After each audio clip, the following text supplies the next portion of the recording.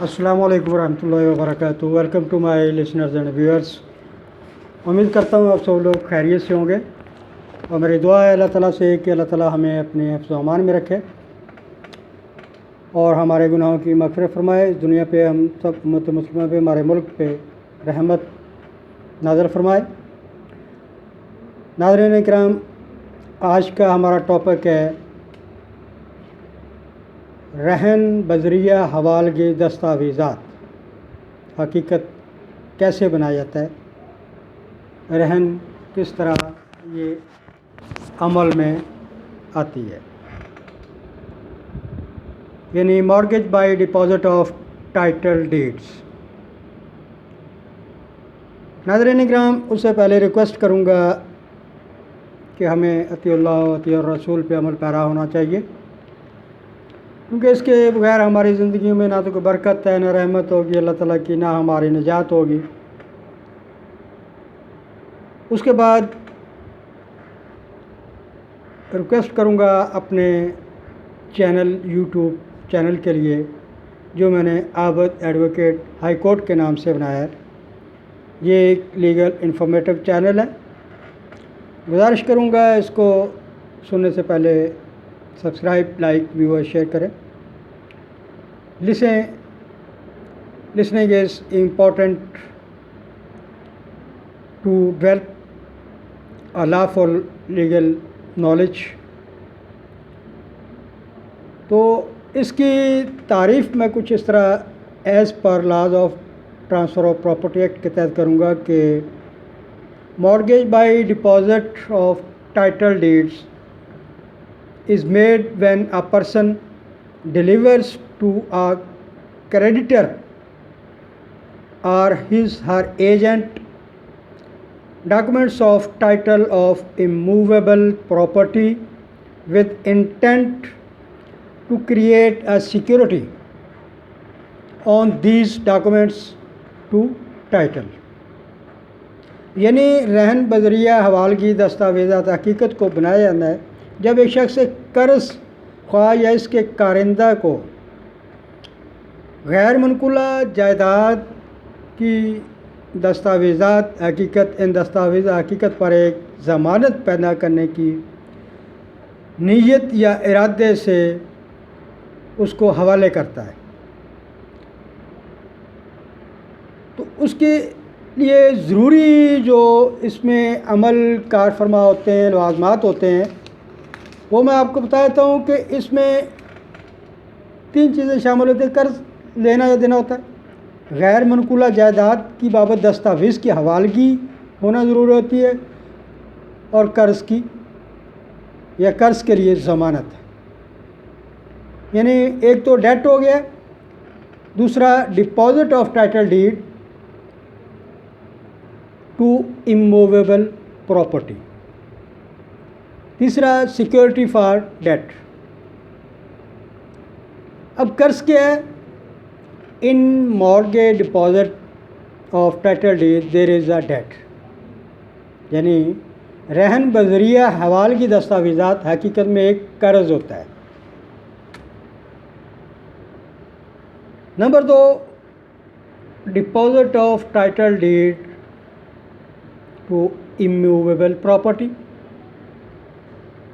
यानी गैर मनकुला जायदाद की बाबत दस्तावेज़ात हकीकत की हवालगी, जिससे आप वो कर्ज़, वो डेट ले रहे हैं, उसको वो गैर मनकुला जायदाद जो आपके पास है उसके कागज़ात उसके हवाले करना, दस्तावेज़ात जो उसके मुतल्लिक़ हैं वो उसको ज़मानत के तौर पे उसके हवाले करना। यानी रहन बजरिया हवालगी दस्तावेज़ात में एक शख्स गैर मनकुला जायदाद की बाबत दस्तावेज़ात हकीकत को एक कर्ज़ ख्वाह या इसके कारिंदे के हवाले करता है। आइए नाज़रीन, तीसरा जो अहम पहलू है इसका, as per law of transfer of property act, in mortgage bye deposit of title deed there is an intention, नीयत, इरादा, that title deed is to create a security for debt یعنی رہن بذریعہ حوالگی دستاویزات حقیقت میں ایک ارادہ یا نیت ہوتی ہے کہ دستاویزات حقیقت میں قرض کے لیے ایک ضمانت پیدا کریں، یعنی وہ کاغذات جو غیر منقولہ جائیداد کے ہیں وہ اصل میں آپ اس قرض کے اگینسٹ جو آپ نے لیا ہے رہن، وہ کاغذات اس کو حوالے کر رہے ہیں۔ مثال کے طور پر قرض لینے کے لیے قرض خواہ یا اس کے کارندے کو اپنے مکان کی دستاویزات کی حقیقت یعنی اصل دستاویزات جو ہیں ایک ضمانت پیدا کرنے کے ارادے سے حوالے کرنا، یہ رہن بذریعہ حوالگی دستاویزات کہلاتا ہے، کیس ہوتا ہے۔ یعنی اس میں جو حقیقی اور اصل اہم پہلو ہے وہ یہ ہے کہ آپ نے جس غیر منقولہ جائیداد کے عوض وہ قرض لینا ہے، اس کے رہن یعنی ضمانت کے طور پہ اس جائیداد کے کاغذ قرض دینے والے کے حوالے کرنے ہوتے ہیں، باقاعدہ طور پہ تحریری طور پہ اقرار و ایجاب و قبول کے بعد، باہمی انڈرسٹینڈنگ کے بعد کہ اتنے عرصے کے لیے یہ میں آپ سے قرض لے رہا ہوں اور اس کے عوض بدلے میں آپ یہ میرے جو اس جائیداد کے کاغذات ہیں وہ رکھ لیں، جو اصل کاغذات ہوتے ہیں وہ قرض دینے والے کے حوالے کرنے ہوتے ہیں، تو اس کو کہتے ہیں رہن بذریعہ حوالگی دستاویزات۔ اب آئیے ناظرین، دوسرا رہن کی جو قسم ہے وہ آپ کو بتاتا ہوں، اس کو غیر معمولی رہن بولتے ہیں، نالبس مورگیج، ایسا mortgage which is not a simple mortgage. A mortgage by conditional sale, a usufructory mortgage, an English mortgage or mortgage by deposit of title deeds is called enormous mortgage. یعنی غیر معمولی رہن اس کو بولتے ہیں۔ ایک رہن یعنی ضمانت، میں نے شروع میں آپ کو ویڈیو میں بتایا تھا کہ رہن کا مطلب سیکیورٹی، ضمانت دینا اس چیز کے عوض، یعنی قرض یا لون یا پیسے کے عوض جو آپ لیتے ہیں اور اس پیسہ یا قرض دینے والے کو آپ نے وہ کاغذات اس کے حوالے کرنے یا کچھ چیز حوالے کرنی ہے تو اس کو رہن یعنی سیکیورٹی بولتے ہیں۔ ایک رہن جو ایک رہن سادہ، رہن بالوفا بے، رہن با قبضہ، انگریزی رہن یا رہن بذریعہ حوالگی دستاویزات حقیقت نہیں ہوتا، اسے ایک غیر معمولی رہن کہتے ہیں۔